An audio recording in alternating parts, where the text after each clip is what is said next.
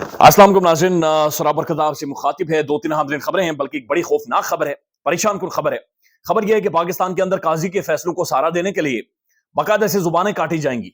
जुबानें काटकर काजी के फैसलों को सहारा दिया जाएगा।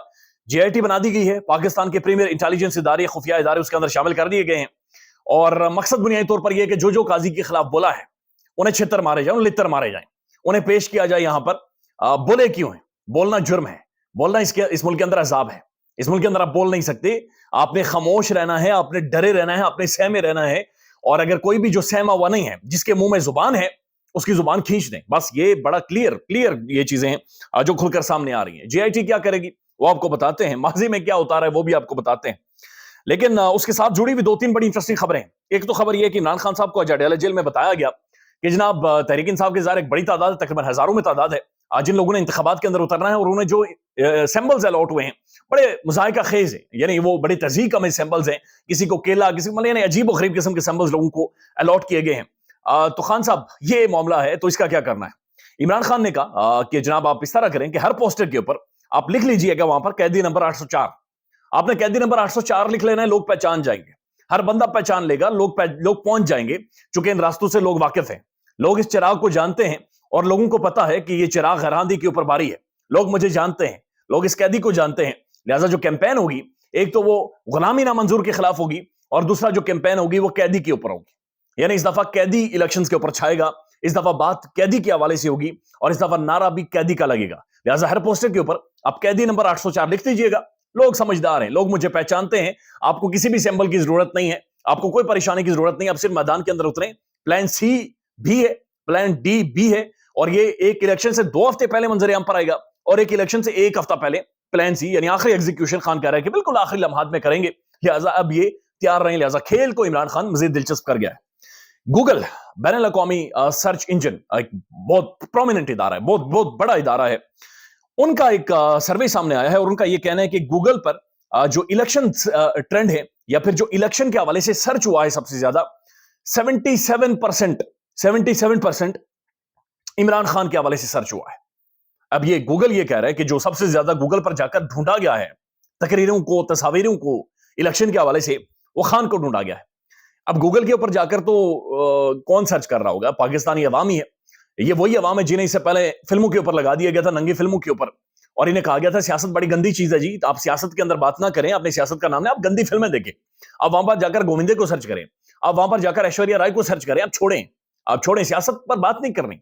यानी पॉलिटिकली लोगों को, ये इंटेलेक्चुअल डिसऑनेस्टी है जो इस मुल्क के साथ की गई, जहां पर दिमागों के ऊपर कब्जा किया गया है, सोच के ऊपर कब्जा किया गया है। एक पॉलिटिकल डिबेट और डिस्कशन को खत्म करने के लिए ये बाकायदा फीड किया गया कि सियासत बड़ी गंदी चीज है। ओए हो, सियासत का नाम, सियासत आपको समझ नहीं आ सकती कोई सियासत। अब मेरे और आपकी जिंदगी का मसला सियासत के साथ जुड़ा हुआ है, हमारी life, it's all about politics, it's all about politics. वो अरिस्टोटल ने कहा था ना कि जब नाइंसाफी देखो या जब जुल्म देखो, तो हर बंदे को सियासत करनी चाहिए, हर बंदा फिर सियासत करे। लिहाजा इट्स हाई टाइम कि हर बंदा पॉलिटिक्स के अंदर बाकायदे से शामिल हो, पॉलिटिक्स को समझे, तारीख को पढ़े, सियासत को पढ़े, डिबेट करे, डिस्कशन करे। गूगल ये कह रहा है कि 77% लोग इमरान खान को सर्च कर रहे हैं गूगल के ऊपर जाकर, जहां पर इससे पहले वो फिल्में सर्च करते थे, इससे पहले वो गोविंदे को सर्च करते थे, या फिर वो और नंगी फिल्में जो होती हैं उन्हें सर्च करते थे, ताकि वो पीटीवी के ड्रामे भी देखते थे, वो भी बाकायदा सर्च होता था। अब एक और खबर है, और खबर यह है कि तहरीक इंसाफ की जो सोशल मीडिया टीम है, वो एक आलमी कन्वेंशन करने जा रही है, एक बैनुल-अक़वामी कन्वेंशन करने जा रही है, Imran Khan and the world, Khan और दुनिया। ये बड़ा इंटरेस्टिंग है, ये बहुत बड़ी गेम है, इट्स अ बिग गेम। और बड़ी गेम ये है कि खान ने पूरी दुनिया को हिलाना है। इट्स नॉट अबाउट कैदी number 804 Adiala jail, it's not about के लांडी कोतल से कौन जीतेगा, या लाहौर की फलाने कॉन्स्टिट्यूएंसी से कौन जीतेगा, मरियम ओकाड़ा में क्या बातचीत करें। It's about the world, it's about दुनिया, इट्स अबाउट पूरा गोला। ये पूरे गोले के ऊपर बातचीत होगी, और पूरे गोले के ऊपर एक कैदी के ऊपर बातचीत होगी। पूरा गोला फिर सुनेगा, पूरा गोला फिर देखेगा, और फिर ये जो कुछ डायनास्टीज को, कुछ खानदानी डायनास्टीज को जो सेफ गार्ड करने के लिए, उन्हें बचाने के लिए, उन्हें बाकायदा से अपनी छतरी को, वो जिस तरह मुर्गी अपने पर खोल कर नीचे रखती है ना, इस तरह से कुछ खानदानों की पॉलिटिकल डायनास्टी को बचाने के लिए बाकायदा से पर खोलकर उन्हें नीचे लिया जा रहा है।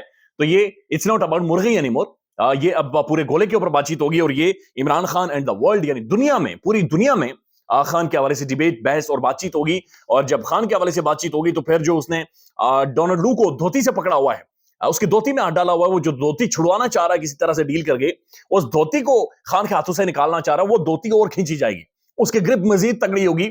اور ڈونلڈ لو جو اس وقت حرام کما کر کھا رہا ہے ایک ملک کے اندر, رجیم چینج کروا کر, ہماری تباہی پھیر کر, ہمیں روٹی سے محروم کر کر, وہ اس کا بھی ذکر ہوگا, اور وہ پھر عالمی لیول کے اوپر, ورلڈ فورم کے اوپر ذکر ہوگا, اور پوری دنیا پھر اس کے حوالے سے بات چیت کرے گی, اور اسے اور زیادہ ظاہری طور پر پریشانی ہوگی.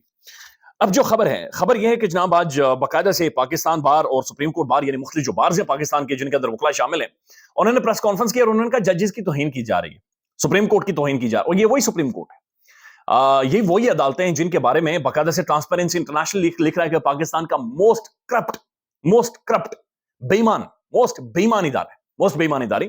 وہ کہہ رہے ہیں کہ سپریم کورٹ کے ججز کے معزز ججز کی, آنریبل ججز کی توہین ہو رہی ہے, اور ان کے خلاف سوشل میڈیا مہم چل رہی ہے, اور سوشل میڈیا مہم یہ ہے کہ ججز کی توہین کی جا رہی ہے اور ججز کی تضحیک کی جا رہی ہے. اس کے بعد نگران حکومت نوٹیفیکیشن جاری کر دیتی ہے. اب یہ جو نگران حکومت ہے یہ اٹسیلف انلیگل ہے, یہ جو آئین کے تحت ان کا جو ٹائم تھا یہ اس کو ایکسیڈ کر گئی ہے, یہ بھی انلیگل ہے, یہ بھی یعنی کہ فنڈامنٹل رائٹس کے خلاف ہے جو جس طرح سے رول کر رہے ہیں. انہوں نے نوٹیفیکیشن جاری کر دیا جس کے اندر پاکستان کی premier intelligence agency inter service intelligence کو شامل کیا گیا, ISI کو, IB انٹیلیجنس بیورو کو, پولیس کو, اور مختلف اور اداروں کو شامل کر کے کہا گیا کہ جناب یہ ایک رپورٹ مرتب کریں اور باقاعدہ سے چلان کے ساتھ عدالت میں پیش کریں اور بندوں کو پکڑیں, بندوں کو سامنے لائیں, جی کون بندہ قاضی کے اوپر بات چیت کرتا رہا ہے.